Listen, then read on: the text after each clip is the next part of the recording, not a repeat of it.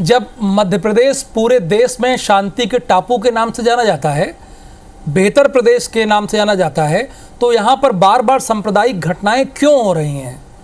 क्यों इस तरह की घटनाएं सामने आ रही हैं जो बाहर आपको पश्चिम बंगाल में देखने को मिल रही है?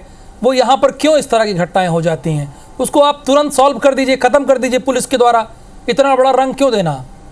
वरिष्ठ पत्रकार ने ये सवाल उठाया, आपसे पूछा है, वो खुद बुंदेलखंड के भी हैं, बता भी रहे हैं, वो अपना दर्द बता रहे हैं। देखिए, घटना को रंग देने का काम सरकार का नहीं, मैं फिर दोहराना चाहूंगा, सरकार अपना काम करती है, कानून के दायरे में करती है। लॉ एंड ऑर्डर की स्थिति को निपटने का काम सरकार के माध्यम से होता है, उसको करता है। लेकिन जिस प्रकार से घटना घटित हो जाती है तत्काल प्रभाव से, जिस प्रकार से एक भीड़ तंत्र इकट्ठा हो जाता है, और अभी आनंद जी बता रहे थे हिंदू संगठन, मैं फिर दोहराना चाहूंगा, इन घटनाओं में किसी भी हिंदू संगठन की कोई सीधे उनकी भागीदारी नहीं है। वर्ग, हिंदू वर्ग एकत्रित हो जाता है और उसके कारण से घटना घट जाती है राहुल जी।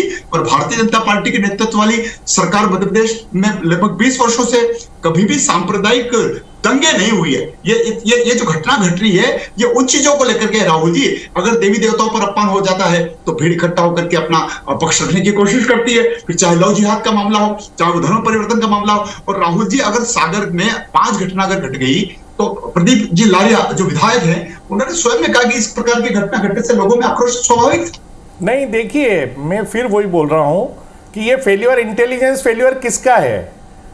बीजेपी का, प्रशासन का।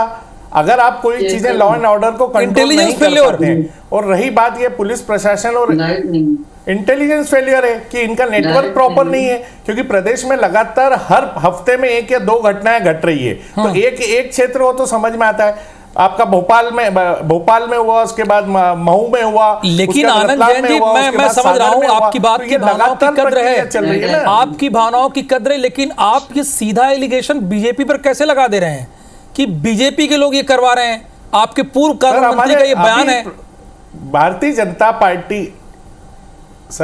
जनता पार्टी वोटों का ध्रुवीकरण करती है, ये पूरे हिंदुस्तान को मालूम है। अच्छा, हिंदू संगठनों को सहयोग करती है। अभी वर्तमान में एक केस देवास की माताजी की टेकरी पे हुआ, विधायक के पुत्र का। आप किसका सहयोग करते हैं? उनको एफआईआर करने के लिए 6 दिन लगा दिए। नहीं, मेरी बात बताइए आप, अगर ये संगठन की प्रशासन की बात करते हैं तो जब उनका वीडियो फुटेज दिखा था, सेम डे क्यों नहीं एफआईआर दर्ज करी? उसमें 6 दिन क्यों लगाए? तो ये तो लॉ एंड ऑर्डर की व्यवस्था है। जीतू यादव जो यहाँ के भारतीय जनता पार्टी के एमआईसी मेंबर है, उन पे एफआईआर करने में 10 दिन लगा दिए। तो जब आप अपने लोगों को बचा रहे हैं तो ये तो दिख ही रहा है कि आप सहयोग कर रहे हैं गलत लोगों को।